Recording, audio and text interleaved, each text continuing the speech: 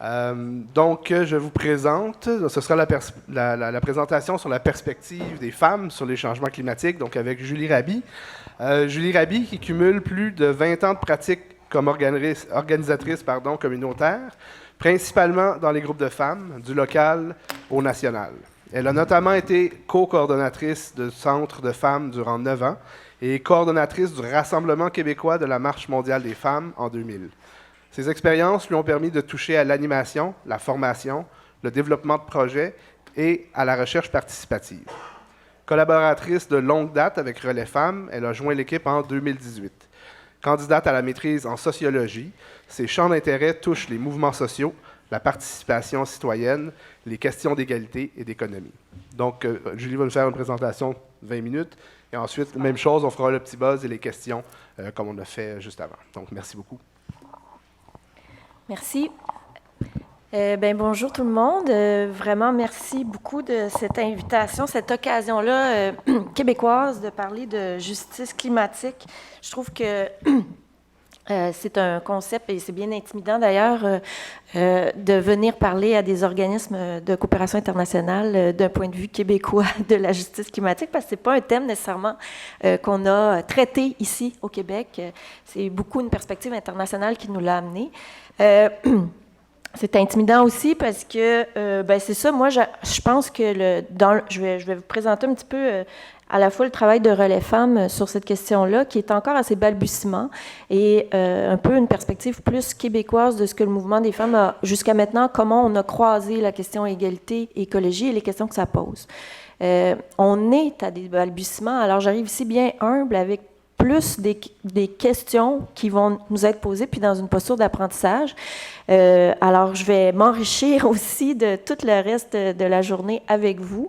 Et puis, je suis assez convaincue qu'il y a suffisamment de féministes dans la salle pour qu'on avance sur la question du genre.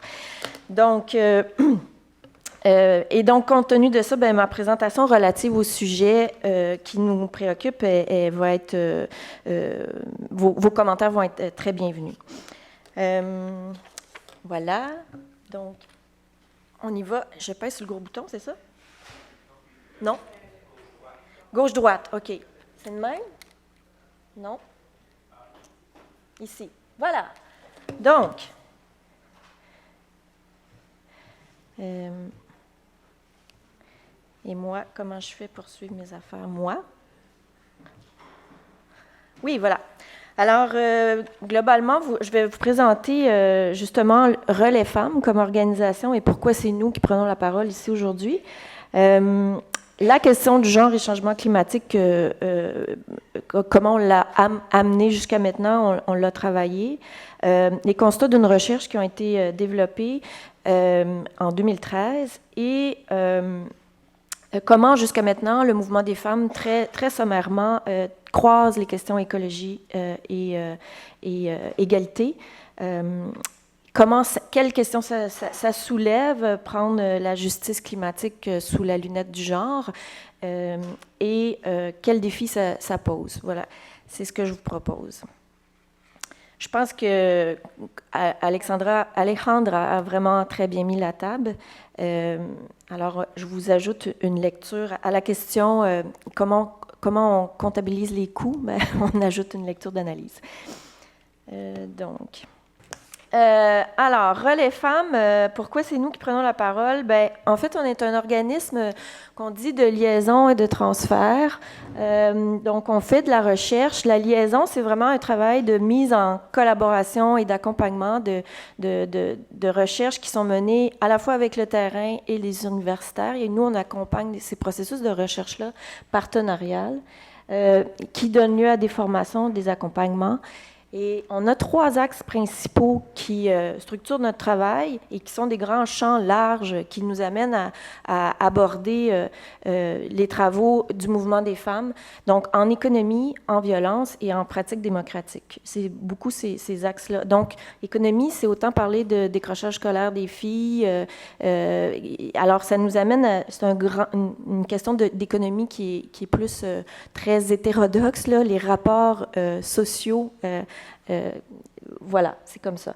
Alors donc, pourquoi c'est nous qui prenons la parole ici? Il y a eu une recherche qui a été menée en 2013 avec les services aux collectivités de l'UQAM, qui a justement, sous l'initiative du Réseau des femmes en environnement, qui était le groupe demandeur, et qui a été menée avec le regroupement des groupes écologistes. Il s'agissait de voir comment la question du genre et du changement climatique était regardée, mise en œuvre, mise en action au Québec. Qu'est-ce que ça posait comme question?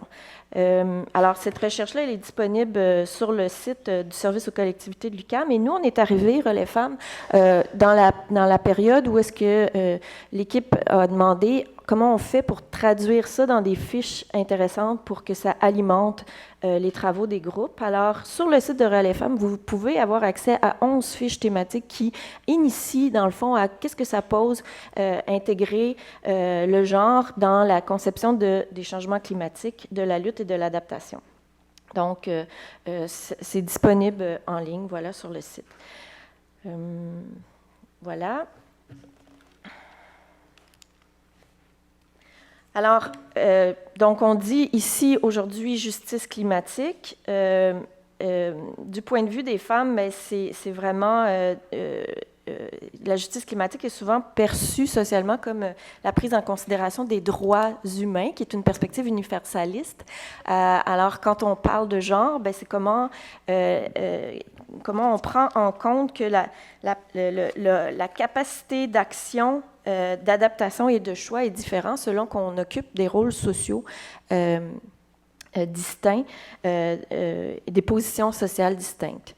Alors, c'est plus un peu d'une certaine façon de parler d'analyse différenciée selon les sexes en regardant la question de la justice climatique. Donc, comment on problématise, comment on conceptualise une réponse, comment on met en œuvre, comment on fait un suivi et une évaluation de la question de comment on évalue les coûts, par exemple. Donc, qui va être endetté, quels seront les rôles de chacun dans les réalités et les conflits climatiques que Alejandra nous a parlé. Par exemple, en raison des rapports sociaux de sexe, les femmes ont souvent la responsabilité des personnes à charge plus vulnérables, une responsabilité qui va être alourdie lorsqu'il est question de catastrophes naturelles ou de canicules. On pourrait le regarder présentement avec les inondations, comment les rôles sociaux font en sorte que les femmes et les hommes vont jouer un rôle différent et vont avoir des responsabilités différentes par rapport à ce que les populations vivent présentement. Juste faire une mise en garde tout de suite quand je parle de genre et de rôles sociaux de sexe. C'est vraiment de dire qu'il ne s'agit pas de camper hommes-femmes de façon monolithique, homogène.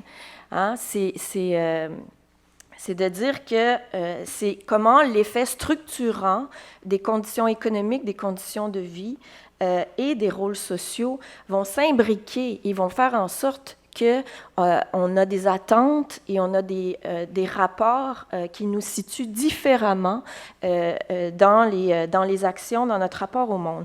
Mais on sait très bien que ce n'est pas parce qu'on dit que les femmes ont moins de pouvoir, on parle de toutes les femmes qui ont moins de pouvoir. La même chose, on ne pourrait pas dire que tous les hommes ont du pouvoir ou tous les hommes ont des ressources économiques. Donc, c'est pas de figer les identités hommes-femmes, mais c'est de parler davantage de rôles sociaux qui structurent nos rapports et les attentes qu'on a les uns envers les autres.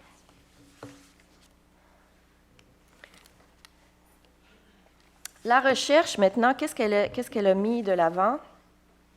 Donc, elle a été réalisée quand même en 2013. C'était une petite recherche exploratoire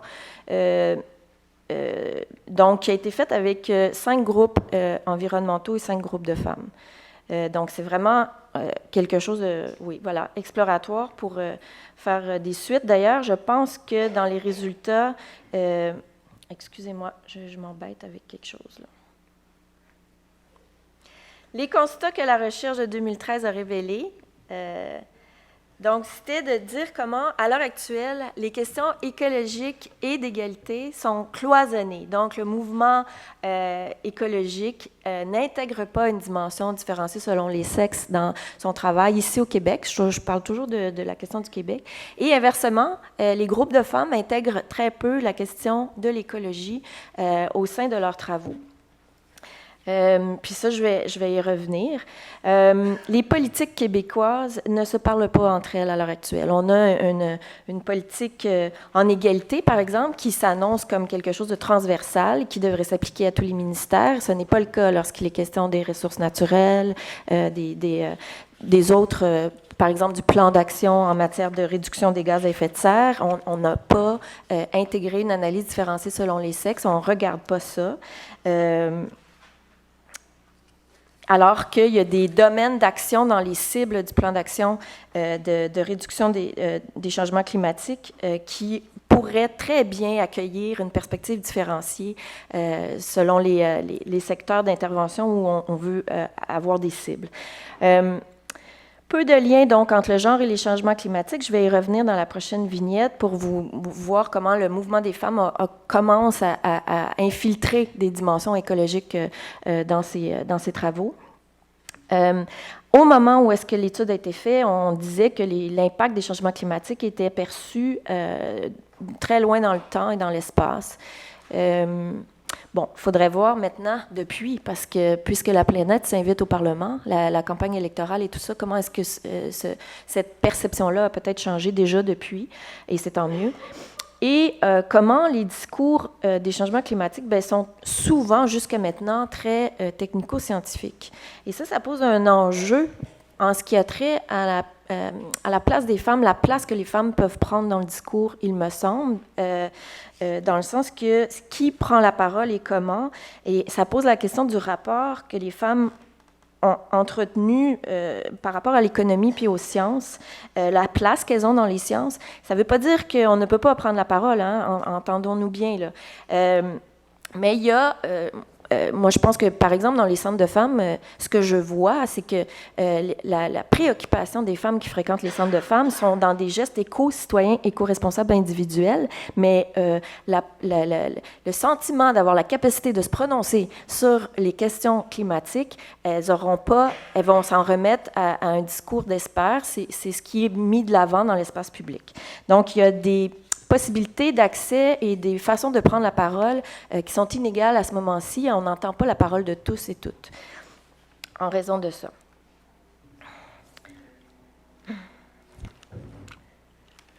Donc, dans le mouvement des femmes maintenant, j'essaye.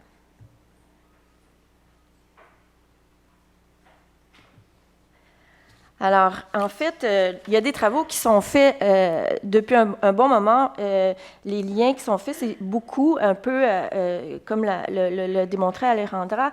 C'est sûr que les femmes des pays du Sud ont beaucoup à nous apprendre et elles sont nettement plus avancées que nous pour parler de ces enjeux-là. Mais ici, au Québec, le croisement écologie-égalité, c'est beaucoup fait avec la question de la santé. Donc, il y a un mouvement présentement par plusieurs groupes de femmes qui travaillent en santé, Réseau québécois d'action pour la santé des femmes, Action cancer du sein des femmes, qui croisent les questions des perturbateurs endocriniens et les substances toxiques et qui mènent actuellement une campagne pour la réforme de la loi canadienne sur la protection de l'environnement afin de reconnaître comment nos systèmes hormonaux accueillent différemment les substances toxiques oui, c'est ça, produit avec les façons de produire les choses. C'est évidemment la Marche mondiale des femmes qui nous a, avec les années, beaucoup interpellés et à chaque fois amené. Les dernières années, on a parlé de biens communs, l'intégration des protections de nos ressources. Donc, c'est peut-être moins ici au Québec que ça a été, mais qu'on a avancé le genre et changement climatique, mais c'est par le biais de nos actions à la Marche mondiale. Et la prochaine Marche mondiale, en 2020, on vient d'annoncer qu'il y a un axe environnement qui s'est ajouté. Vous savez, ça a toujours été pauvreté, violence, et là, on aura un axe environnement. Donc, ça devient le corpus de revendications internationales dorénavant, 3 axes. Alors, ça va nous interpeller ici au Québec encore, et c'est tant mieux. Les dernières années, suivant donc les travaux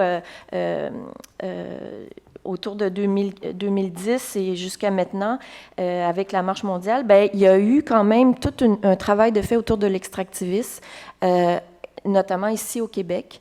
Et ça a fait en sorte que certains groupes, ensemble, ont produit des choses sur le plan de développement du Québec, le plan énergétique du Québec. Donc, le plan Nord, on a vu des prises de parole dans le mouvement des femmes sur une lecture différenciée selon les sexes. Qu'est-ce que ça veut dire avoir un plan de développement au Québec qui est basé sur l'extractivisme? Qu'est-ce que ça pose sur les conditions de vie des femmes dans le Nord? Fait qu'il y a quelque chose qui commence. Oui. Donc,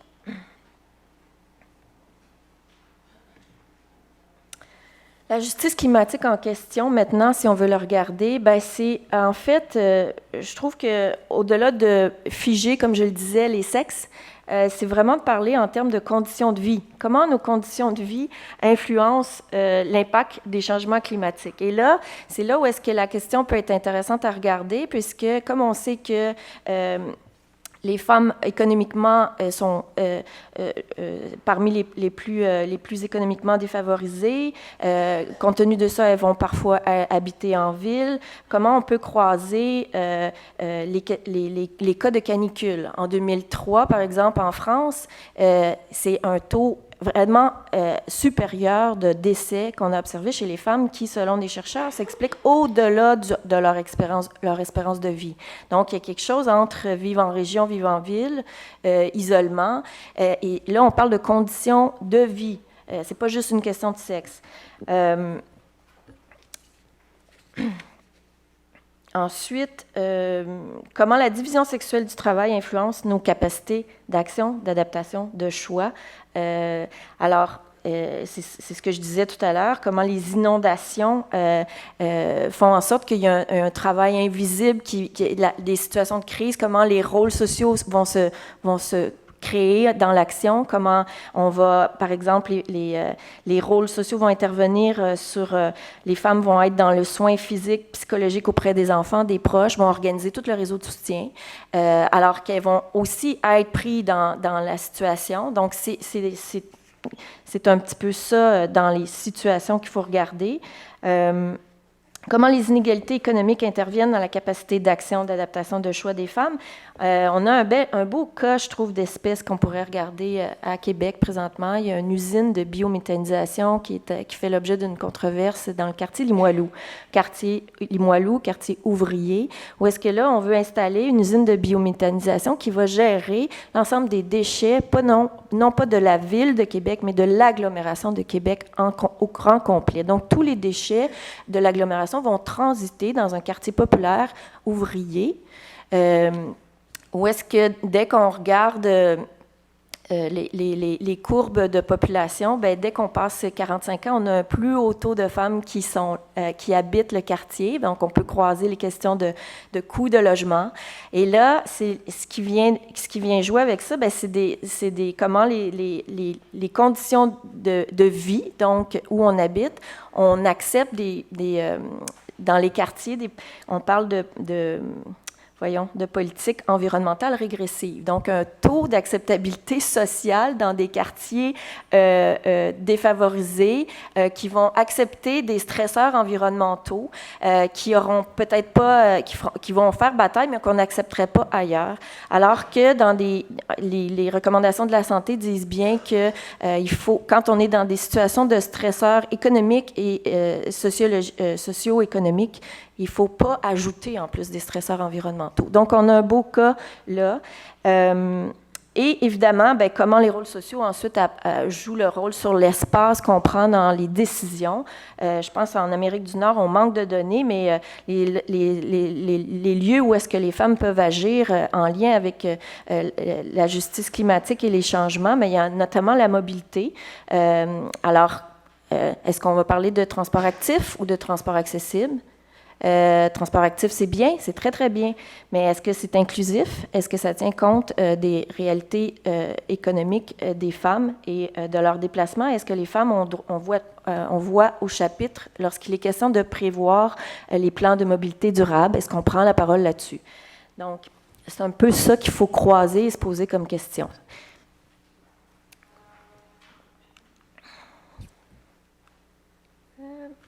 Donc, maintenant, dernière diapo, je termine. Alors, comme je le disais, des discours actuellement qui sont peut-être, on se disait à notre table, je ne vous ai pas parlé de décroissance, là, moi, même si on est enregistré, je peux vous dire que je suis pour les pots maçons et la décroissance, mais à un moment donné, ça ne peut pas être juste des gestes individuels. Et qu'est-ce que ça pose comme gestion de temps et de tâches au quotidien de gérer les pots maçons dans la consommation en vrac? Ben non, mais c'est-à-dire qu'on est présentement face à des discours très prescriptifs qui annoncent une apparence de neutralité, mais qui ne posent pas nécessairement la question des rôles sociaux. Et est-ce qu'on ne s'enligne pas dans un renforcement des inégalités et des stéréotypes sexistes? Donc ça, c'est un des défis. Parler de la vulnérabilité, c'est effectivement un concept à l'international qui est bien là. Mais encore là, mon souci, c'est celui de ne pas figer les femmes comme vulnérables et les hommes comme... donc, de nous camper, c'est plus, je pense qu'il faut parler de conditions matérielles de vie pour pas qu'on voit la vulnérabilité uniquement de manière sexuée. Et bien, je pense que sur la question de la justice climatique et les femmes, on est dans une préoccupation partagée, différenciée, avec des possibilités d'implication qui sont inégales et qu'il faut prendre en compte. Voilà. Merci beaucoup.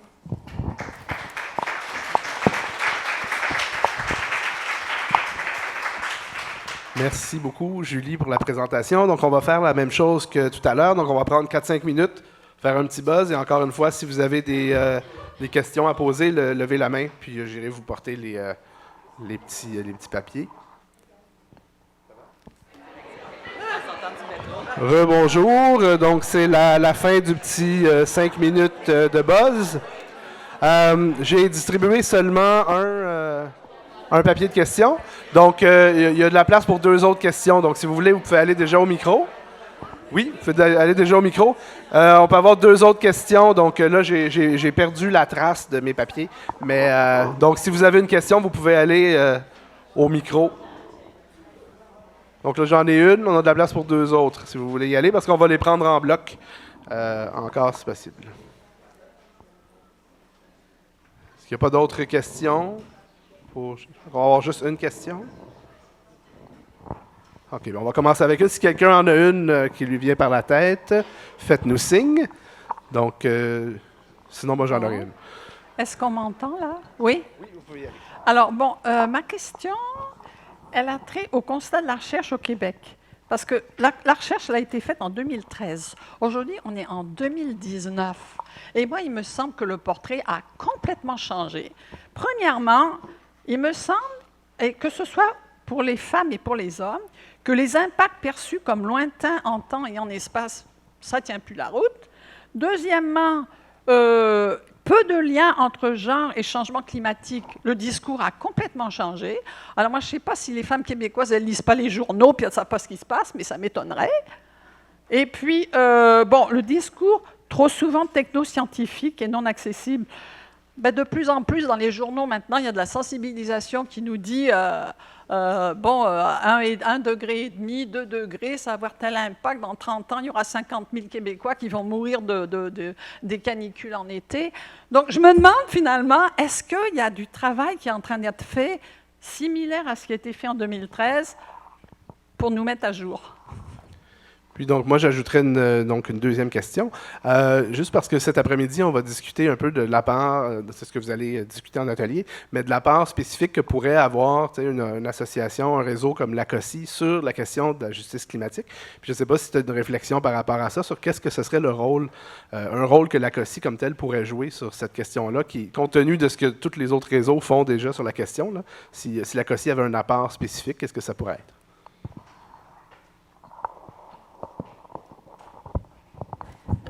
Je suis tout à fait d'accord avec tous les commentaires que vous avez mis sur les résultats de la recherche. La raison pour laquelle je l'ai présenté, c'était pour introduire le lien du travail de Relais Femmes par rapport à cette question-là, comment elle a été croisée et qu'il y a des fiches.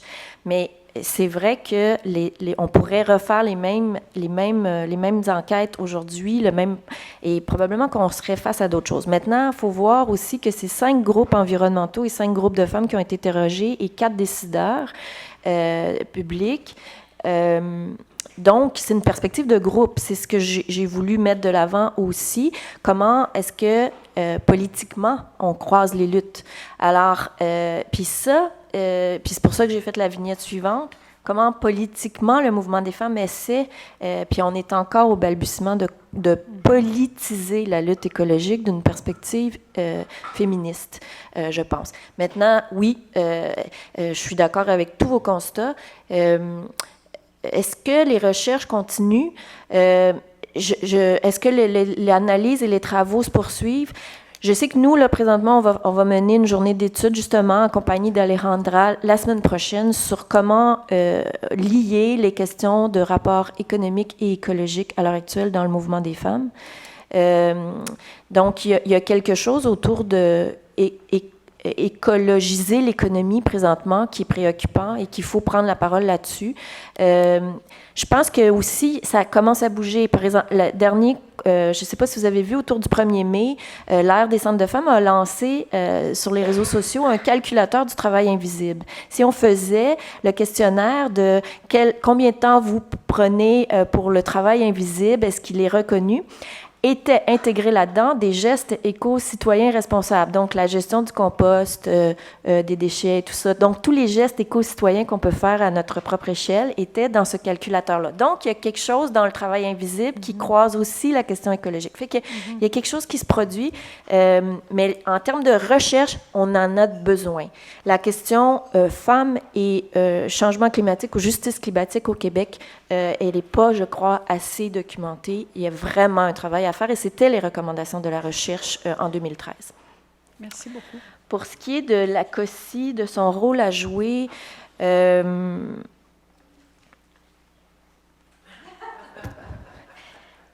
pense qu'il y a un enjeu. C'est sûr que la COSI au Québec, la perspective internationale et ce qu'on a eu présentement, est-ce que la COSI, avec sa position à la fois un pied à l'international, un pied dans l'éducation, et justement comment Alejandra a mené des conflits, la question écologique comme une question de conflit d'inégalité, est-ce que ça ne peut pas être un lieu de réseautage pour croiser l'intersectorialité des luttes?